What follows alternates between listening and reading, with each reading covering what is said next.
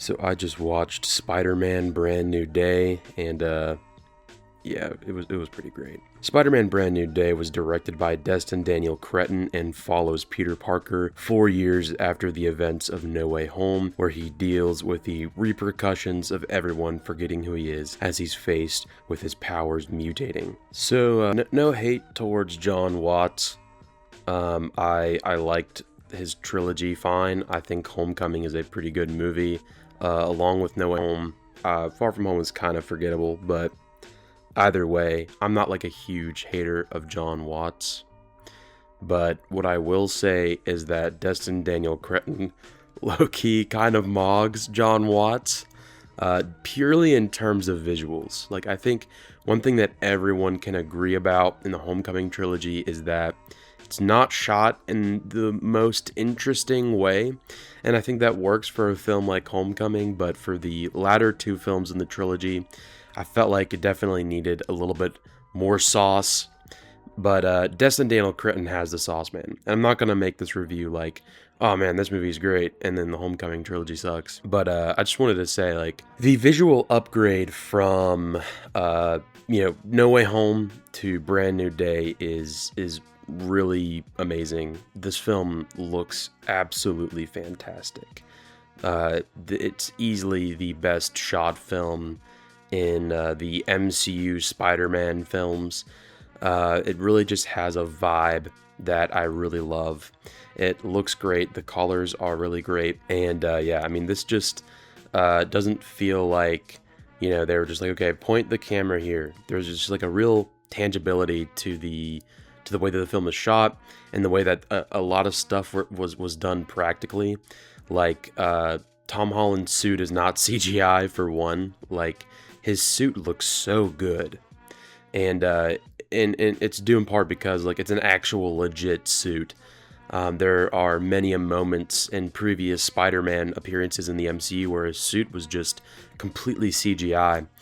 And here, I mean, it's all practical, for scenes where it makes sense, obviously.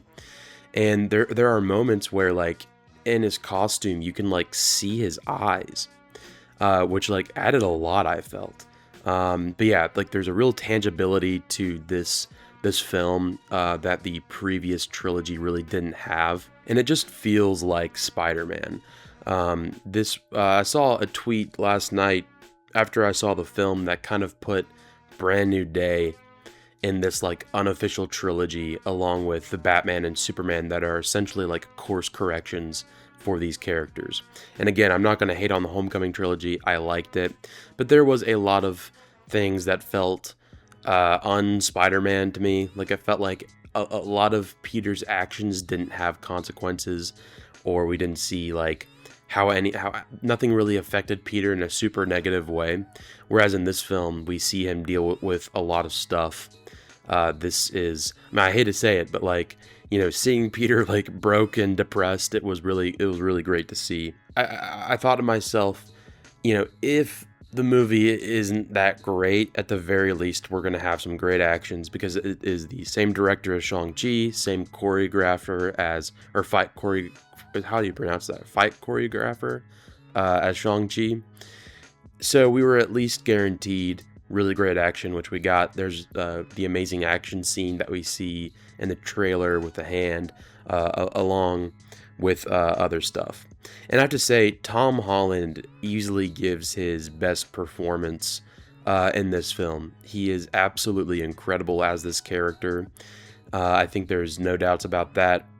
And, I think it's funny because he was just in The Odyssey, and he was good in The Odyssey, but The Odyssey seems like the type of movie where you would give your best performance, but, it's Spider-Man where he gives his best performance. But yeah, he was absolutely fantastic in this film. There was a lot he had to do, not just physically, but emotionally. There's a lot of emotions that he had to kind of bring out, and this is a very emotional film. The end of No Way Home, lends itself to a lot of emotional things that a lot of people would have to deal with. And yeah, I absolutely loved his performance in this film. And I really loved the dynamic between the Punisher and Spider-Man. I really like John Bernthal as the Punisher. And I believe I mentioned it when I talked about the Punisher One Last Kill review not too long ago, that the Punisher has just kind of been stuck in this loop of like quitting and then I'm not coming back, and then he comes back. He's done that. He's had that arc like 3 times, I feel like. And it's very refreshing to see him in a new type of film, a film that tonally is very different from like, this is a not necessarily lighthearted film, but definitely not as dark as or gritty as those Daredevil-esque shows.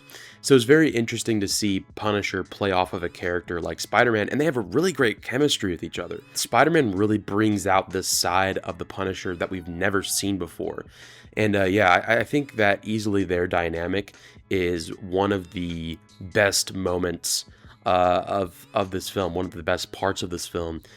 Seeing them interact with each other was great. It's funny, but also there's just a lot of heart to this dynamic, and I'm really hoping to see more Spider-Man and Punisher in the future. The villain of this film is very secretive, and I have to say that I really liked the villain in this film. There are some things that just like morally are kind of like, and I can't get into it too much because of spoilers, but they do kind of play the sympathetic villain card, which they do well. But there are certain moments where I feel like that sympathy isn't as earned, I guess. But like I said, that's kind of a spoiler. I'm not going to get too far into it. But yeah, the villain kind of like goes back and forth on the whole sympathy thing. But the villain is great as a whole. I thought that it was worked well in the film. This film is about 2.5 hours long, and I do think that the film earns its runtime. But there is just like a lot of stuff. There's a lot of stuff going on in this film, and a lot of it could have been condensed, I feel.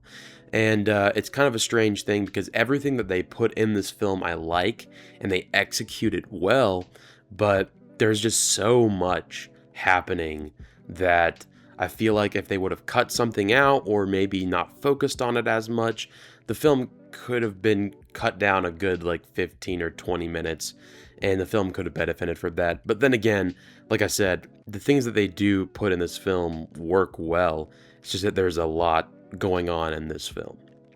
As I said before, this is a great course correction for the character of Spider-Man. I'm really looking forward to the rest of this trilogy. I think Destin Daniel Cretton is a great director for this franchise, I guess. And, I really hope that MCU Spider-Man continues with his vibe. This film just has such an immaculate vibe, and they really get the character of Peter Parker and Spider-Man right. And yeah, I don't know, man. Just a really great film. It's worth the hype. I'm really looking forward to seeing more Tom Holland as Spider-Man. I don't know if he's going to be in Doomsday or not, but, whatever they put him in next, I'm seated. I'm really excited for the future of this character, and I am giving Spider-Man Brand New Day an 8.5 out of 10. Now, I missed The Odyssey. I was going to review it. I saw it when it first came out, but I did not get the chance to review it, so I'm just going to tag it here at the end of this video. The Odyssey was directed by Christopher Nolan and follows Odysseus after the Trojan War as he tries to find his way back home for 20 years to his wife, who's being harassed by suitors wanting to take his throne. So I had some concerns going into this film. For starters, Oppenheimer was such a different type of movie for Christopher Nolan. Nolan is known for these like high concept action, sci-fi, whatever films. And the Odyssey, not the Odyssey, but Oppenheimer rather, felt like a totally different film to what Nolan would normally make. It is a character drama, it's a character study, but it still has that Nolan style, that Nolan flair that he's known for and loved for. And I absolutely love the Oppenheimer. It might be my favorite Nolan film. I'm not sure. Interstellar is also great. I don't know, but Oppenheimer was a fantastic film. And when I found out that his next film was going to be The Odyssey, part of me was kind of hesitant to be excited about it. Obviously, I was excited for it because it's Nolan, but Oppenheimer felt like such a massive deviation from what Nolan is known for. I feel like The Odyssey would be more of the same, and not that that's necessarily a bad thing. I love his previous films, but I really liked what he was doing in Oppenheimer, and I'm glad to say that I was completely wrong. The Odyssey is definitely more along the lines of Oppenheimer than it is, say, Inception or Dunkirk or anything like that. It definitely has more action than Oppenheimer because this is the Odyssey, but yeah, it's definitely more of a character focused film like Oppenheimer was, and yeah, that's really awesome. But yeah, Nolan's post Tenet career has been really fantastic. It feels more like a retrospective, if anything, in the sense of like it feels like Nolan almost focusing on his own career in a sense through the lens of these characters of, with Oppenheimer, you know, granted, these are like extreme takes, but like you could make the comparison that Nolan is Oppenheimer, where Oppenheimer brought nuclear weapons that kind of changed the entire world. Nolan made The Dark Knight and made superhero movies really common.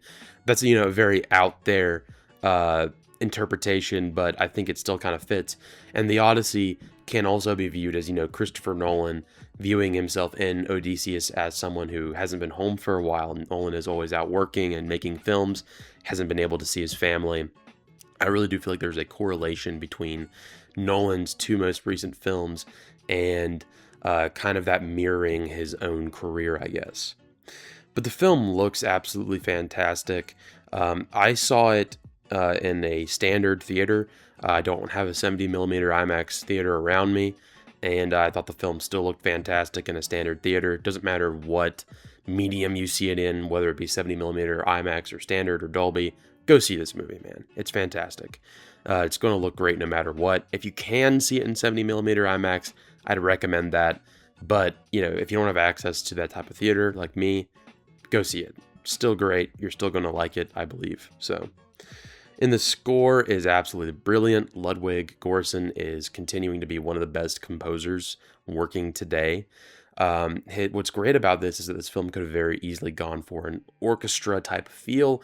The film would definitely lend itself to that type of score, but instead it kind of goes for this like period accurate, musically, sonically, it feels more period accurate with using like harps and flutes. There's this cool video out there where Ludwig Göransson talks about rediscovering or recreating these ancient instruments.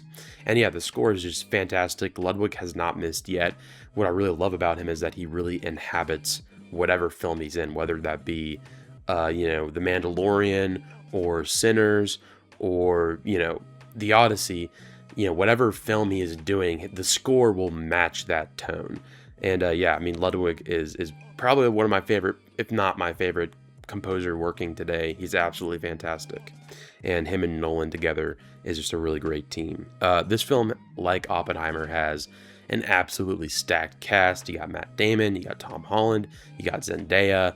This is sounding a lot like Spider-Man now, but you also got Anne Hathaway, John Bernthal, Robert Pattinson, just a completely stacked cast. And you'll have big actors or actresses like Mia Goth who are playing, fairly small roles. But I have to say, every single performance in this film is absolutely fantastic. But obviously, Matt Damon takes the cake here. He gives probably his best performance in his career. He really gives it his all in this film. And there are so many amazing moments that are elevated because of Matt Damon's performance. I will say it took me a bit to get into the film.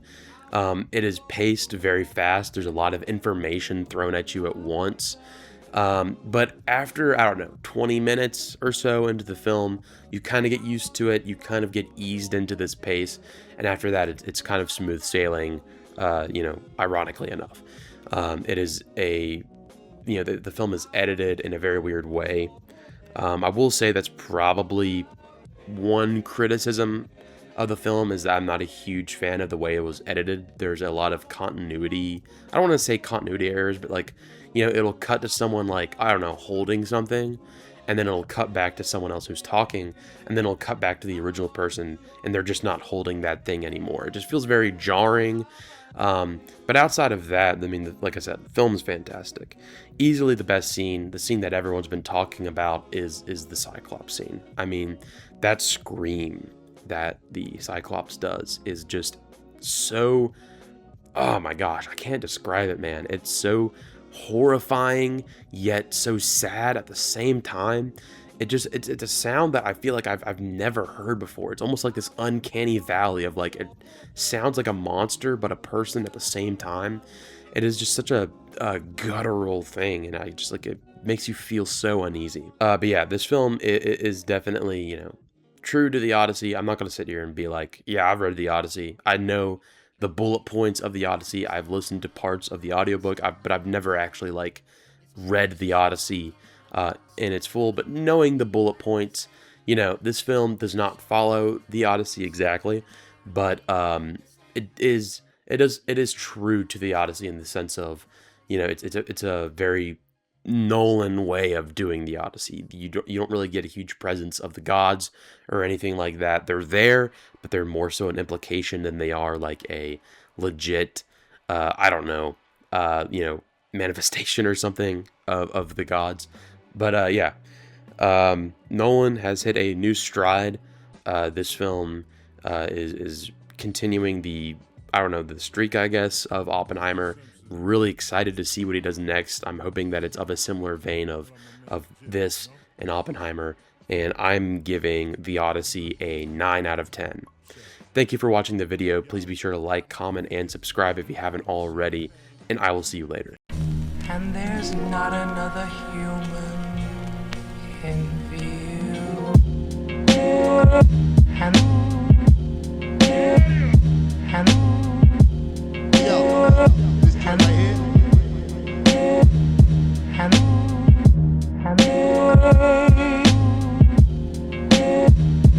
Staying up late night just to get the tape right.